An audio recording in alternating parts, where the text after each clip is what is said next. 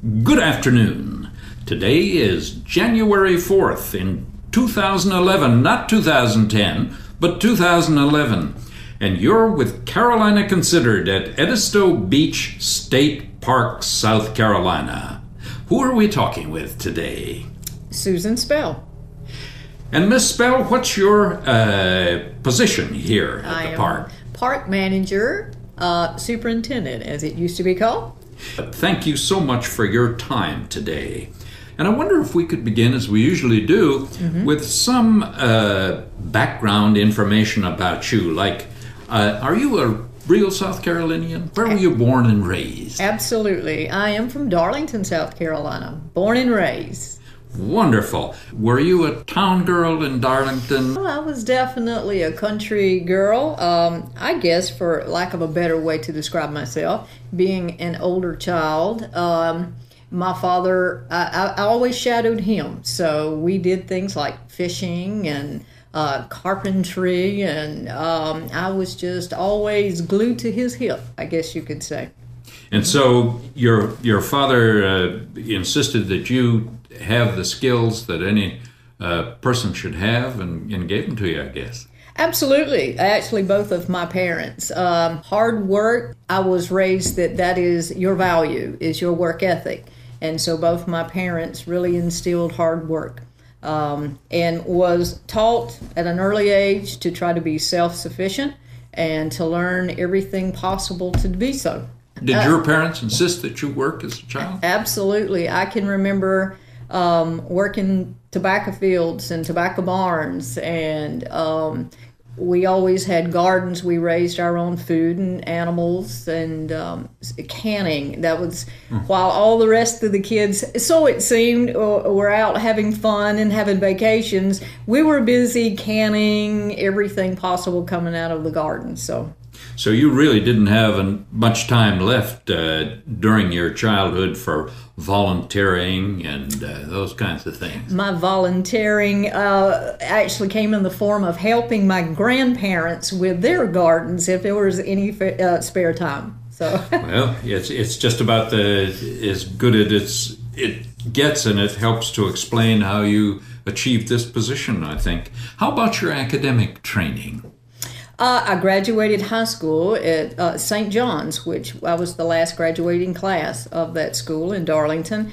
And from there, I went on to get a BS degree in business at USC Aiken. So you can actually handle a spreadsheet then? I think so. Or I don't know. Sometimes it handles me, but yes.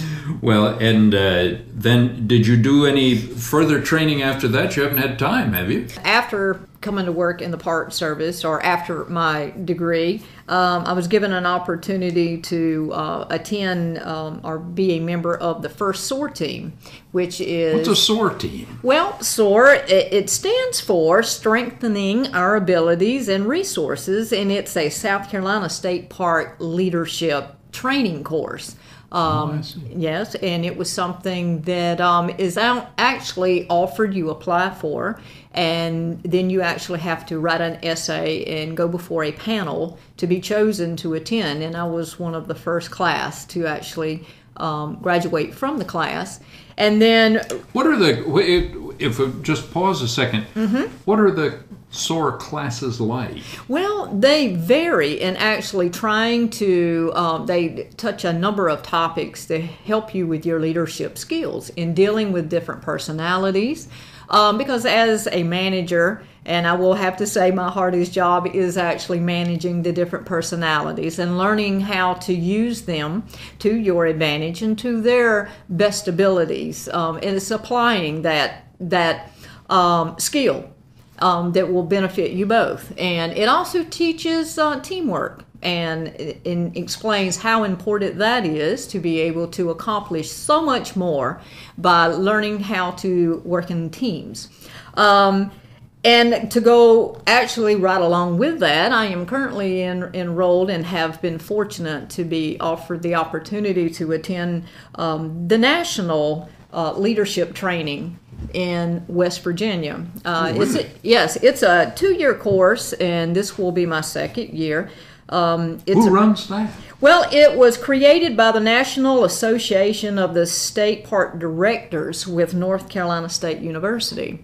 And it, too, teaches a lot of the same things that that was taught in the SOAR training at the state level. But this gives an opportunity to meet park managers from all over the United States. They're a representation of all state parks that come together, and it's a great opportunity to network and learn what some of the challenges are at some of the other states, and we can talk among ourselves and share our ideas, and you make wonderful contacts and talk about challenges that may be going on different than what you have. And so it is a great opportunity, and I'm very pleased to be given that opportunity, and this will be my last year for it. So it's a 2-year program. It is a 2-year program. So you must have to travel a little bit.